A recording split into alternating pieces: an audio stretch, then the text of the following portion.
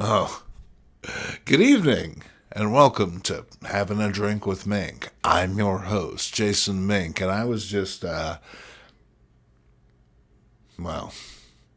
I was just sniffing this Ben Cooper Batman jiggler. It's just so intoxicating, is what it is. And I'm not the only one who thought so. Check it out. Someone was really chomping away on the Dark Knight here. He's not only lost his right hand, but some serious work was done on the left before he could get away. Now, these things were a delight to teething children and dogs everywhere. Parents, not so much, because, sure, they were fun to chomp away on, but then you would get to the wire understructure, which gave the toy its, form and allowed it to assume, basic poses. And once your tooth hit that, well, it turned a 39-cent toy into a $2,000 dental bill. But nonetheless, dental trauma aside, this thing really hits a note of nostalgia. They just don't make them like this anymore. You bet. Probably there's a law against it, I'm guessing. But the rubber made it a lot of fun. You could pose them, do lots of stuff. I solemnly swear to tell the bad truth, the whole bad truth, and nothing but the bad truth. Does it count if he's missing his right hand? I think so. He's still Batman. He's lost a lot of paint when it comes right down to it, and the use of, this guy right here, but he still has his good hand Sinister, and Alfred, I guess, is always on the phone to help him out. But we're not here to talk about this guy. We're actually here to talk about these wonderful Mego toys that I've added to my collection recently, and we're going to begin with the Mego Batmobile. Now, this is one that I never had as a kid, but I always wanted. And when it comes right down to it, it's a fairly simple toy. Unlike modern, more contemporary toy vehicles, which can be complex and involved affairs with hundreds of pieces, the Batmobile here is simply one injection-molded hunk of plastic bolted to another. Okay, sure, a gadget or two would have been nice, but that's what imagination was for. And then it's got a couple of those big metal rods that you might be familiar with if you played with those cars from the Five and Dime.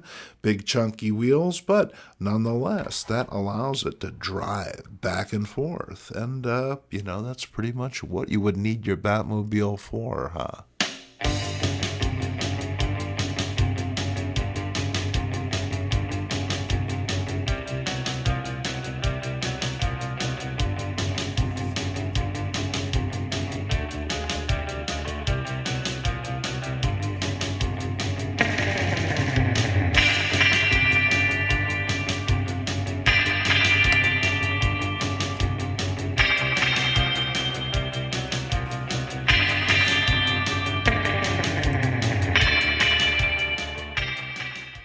Now, you may notice that the girls happen to be in the driver's seat at the moment, and there's a pretty good reason for that. The Batmobile is ever so slightly undersized.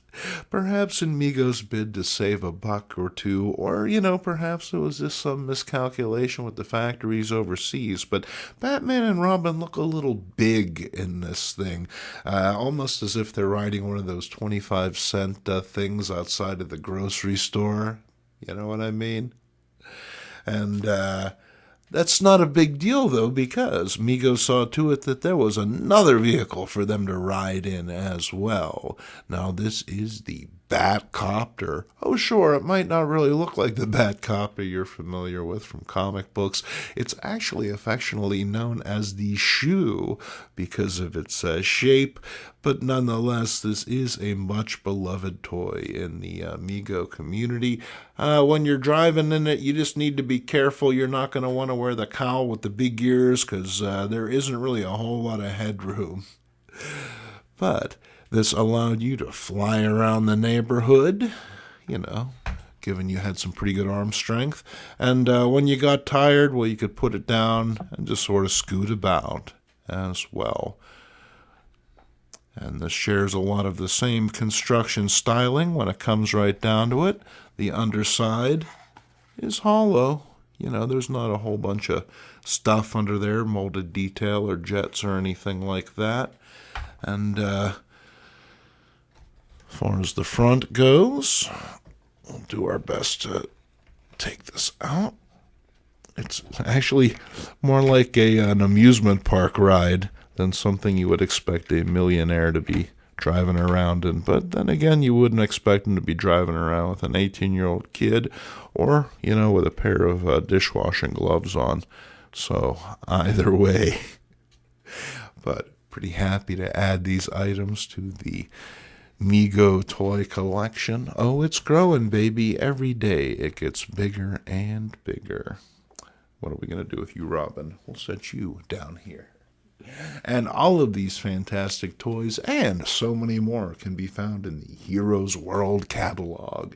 Now, if you were a lucky kid or adult, you might have had one of these back in the late 1970s, early 1980s. And if you couldn't get to a Heroes World, you didn't live in a metropolitan area like New York or Chicago, then you could order some very hard-to-find items. Right here on the back, you get yourself some Star Trek movie phasers. And I had one of these, big old belt buckle. That's right. And on the inside, it's your Star Trek makeup case. You bet, a Vulcan has to look good. And the reason I set this aside in particular is here is a bevy of Mego figures. All your favorites, in case you missed some of them at retail. On the bottom, here are a couple more vehicles that Mego offered. There is the Bat Crime Lab and the Joker van, which had a big squirting flower on the top. I'm thinking that the paper stickers on the figures aren't going to stand up to that very long. On the other side here, we have a couple of the vehicles we've already seen. We have the Batcopter and we have the Batmobile. In addition to that, we have one of my favorites. It is the Spidey Mobile. Have one of those. Picked it up at a flea market many a year ago. Hope to find myself a Green Arrow car. You betcha. And if I had to have one, well, it would probably be this, just for the name alone. It's the Captain America car. I mean, how can you go wrong? Okay, well, that's enough of the plastic. I know a lot of you have tuned in for the paper, and paper we have, in the form of some wonderful magazines. And we're going to begin with some smiles. Oh, yeah, all the way back in April of 1955, we were smiling. Sure, this guy is way outside of town, but his exchange rate can't be beat. And this fellow looks like he's ready to trade up as well. On the inside are your typical single-page gags, the usual cocktail napkin-type humor of the time, like mild innuendo and sexy connect-the-dots. My idea of a real vacation is to rest quietly in the shade of a blonde. You betcha. So anytime I can pick these up, I do because, well, once again, they don't make them like they used to anymore. And, sometimes you can throw one of these at someone and just completely blow their minds. They can't believe that something like this even existed. You bet. And then how about some army laughs? That's right, for the enlisted among you, there's no reason why you can't have a laugh or two as well. And what's on the inside? Well, pretty much what's on the outside. Just, less colors. And how about Colonel Grumpy? Well, that sounds like slang for something. Quips was another digest-sized gag magazine published by Humorama. The smaller size made these books more portable and cheaper than their full-size counterparts, and their brief ubiquity provided many artists somewhere to ply their trade. This issue features work from comics legend Bill Ward, putting it a notch above some of these others. It's Quips. Don't you ever miss it. And then moving on to full-size magazines, and how about man-smashing stories? Not man-smashing stories, something completely different. This is brought to us by Reese Publications in September of 1959, and it's packed full of thrilling stories, clawed by 200 pounds of living tomato. And, oh, wait, tornado. I guess they're talking about the cat and not her. Actually, I figured she was a little bit lighter than 200 pounds. And then sin-happy playgirls are ruining the Adirondacks. That's what I thought. Trapped by the Red's weapon of lust. Sealed in a coffin of mangled steel. And my fabulous escape with a bevy of beautiful nurses. That's right. That's how you measure nurses, by the bevy. And here we see those sin-happy girls. Well, they don't seem to be ruining anything. In fact, if anything, they're adding to the ambience. Am I right, fellas? And then, how about Jane Wilkerson? You know what I'm saying? Rooga! Hubba hubba. And then it's a challenge for men. Most things are, actually. What do we got here? It's the great male sickness, its cause and cure. Oh, you bet. All that for 25 cents. As well as Operation Iceberg, The Strangest Secret of World War II, Bamboozle in the Big Leagues, Let's Make Baseball Honest, and the blackest prediction in 50 years, San Francisco will be destroyed. Ugh. Too soon, huh? And this guy, he will train you at home in your spare time. That's right, fixing radio and television. Just be careful, he doesn't end up crashing on your couch for a couple weeks. It can get kind of awkward. Still, you will learn how to fix a radio. Anyone have a broken radio out there they need fixed? It's funny the sort of things that spur those old memories. I was digging through a pile of magazines down at the shop. Say it with me now. Ides Entertainment in downtown Pittsburgh. And I stumbled across this issue right here. It's the best in Kung Fu. In fact, it's the world's best all-around action magazine. That's a lot of bragging, dragon. But what's it all about on the inside? I just had to know. I was captivated by this cover featuring Bruce Lee dead? Big old dragon about to consume his corpse? And who's this guy? Well, I guess I better get the book, or, I could just flip it over. Here is Bruce Lee. Why? I was never really sure. Actually, this fellow's real name is Ho Chung Tao. He was cast as Tiger in the 1976 Bruceploitation flick Exit the Dragon, Enter the Tiger, a film ostensibly about a martial arts student investigating his master's mysterious death, but in reality, it was just another cash grab, and one in poor taste to boot. Now, they showed this film at an assembly one year back in my middle school, leading to widespread kung fu emulations for months after. Aside from the story, the book is your standard martial arts magazine, complete with articles and pages of illustrated fighting techniques. And then here is a text story with some very colorful illustrations. Quenching the Dragon's Flame. A determined Irish cop sets out to break the Tong stranglehold on the Chinese community. Next up, if you caught a video a couple months back called Magazino, then you know that I talked about all of those wonderful men's adventure magazines of the 1950s and 60s, and I was really happy to be able to add this to the collection. This one is called Malay. I guess that's French. I'm not really sure what that's translated to in English, but nonetheless we get stories like Exposing the Call Girl Capital of the World, The Redhead from New Orleans, and I Fought the Bloodsuckers of Selyon. Did you really fight them, or were you really more of just a snack? And how about this wingding? Looks like Aunt Sally's had one too many again. Say what you will, you gotta make your own fun in this world. Case in point, turn into night with this cutie. It's Miss Cuddle Up, and she can be all yours. Okay, it's just a picture printed on a pillowcase. What do you want for $3, pal? Companionship? Here's a glorious remnant of the newsstand's sordid past.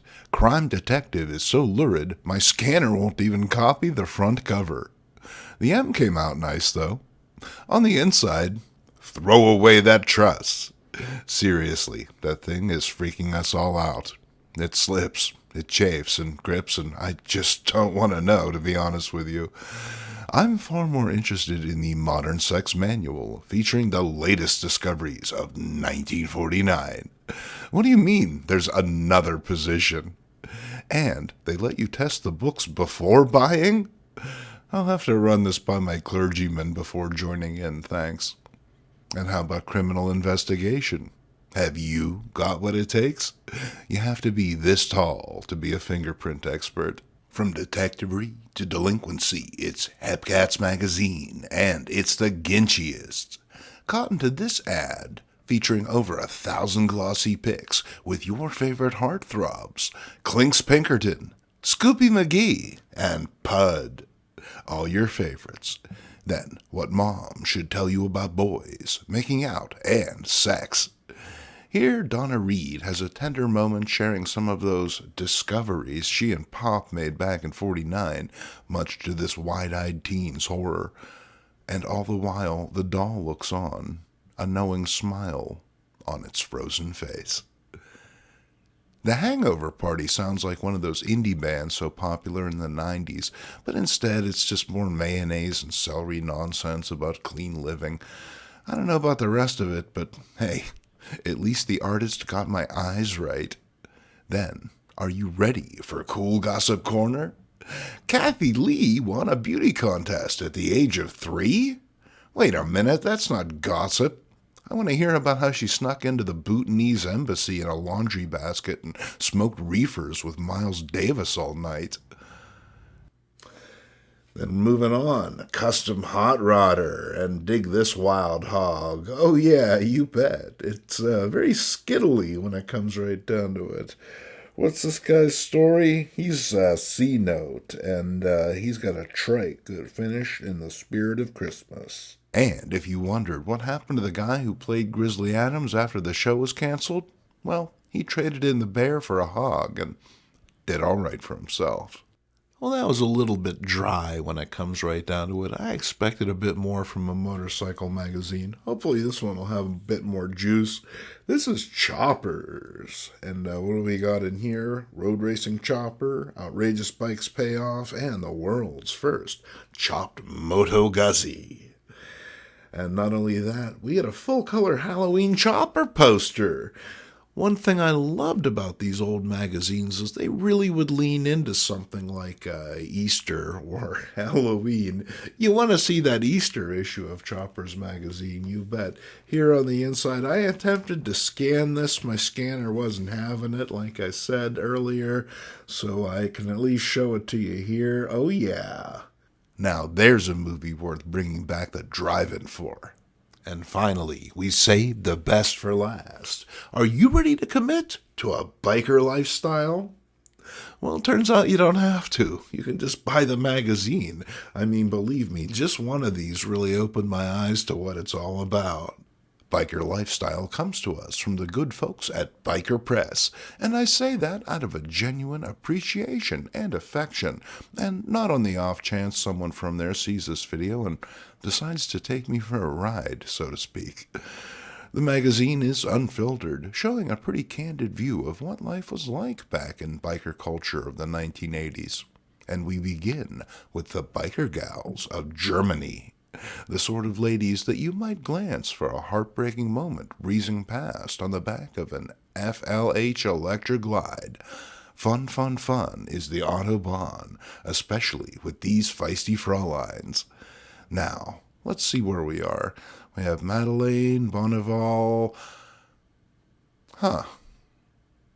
Haven't been there in a while. Then, are you ready for the biker quiz? I wasn't. With the byline by the demented staff, I guess the blame is spread pretty evenly, but still, some of this material. Honestly, the pics are the best part. Their candid, one-of-a-kind nature makes them fun to discover. I think this is an early photo of Phil Collins. And how about this festive fellow? You know, he's someone's favorite jailbird uncle. Then, porno chocolate. Man, the early 80s were a weird time. Here's a sadly uncredited strip in the Doonesbury style, but with biker humor.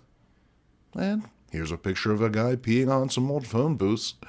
Hey, I'm not here to judge, just wax nostalgic and maybe fill 20 minutes. I mean, I don't even have jokes for a lot of this stuff. It pretty much stands on its own.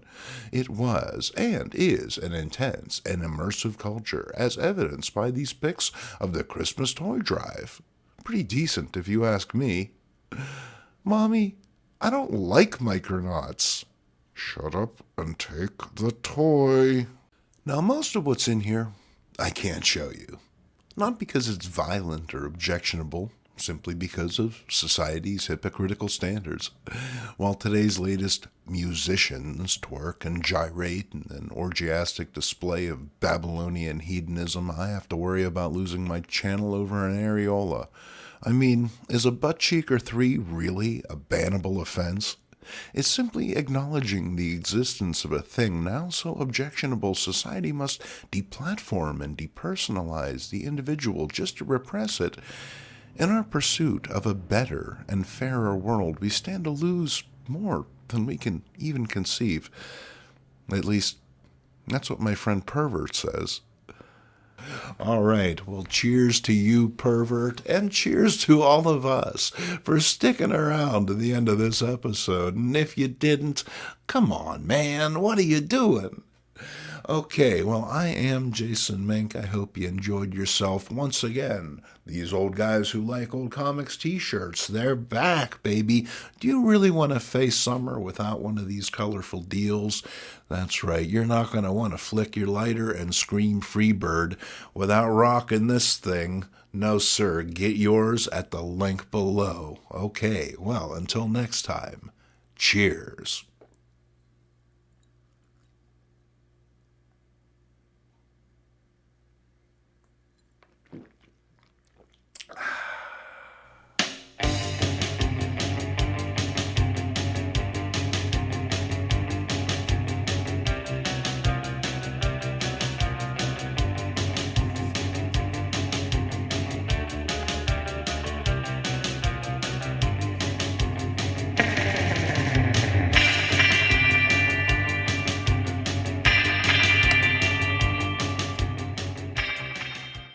How about Jane Wilkerson? Ugh, you know what I'm saying? Rawr.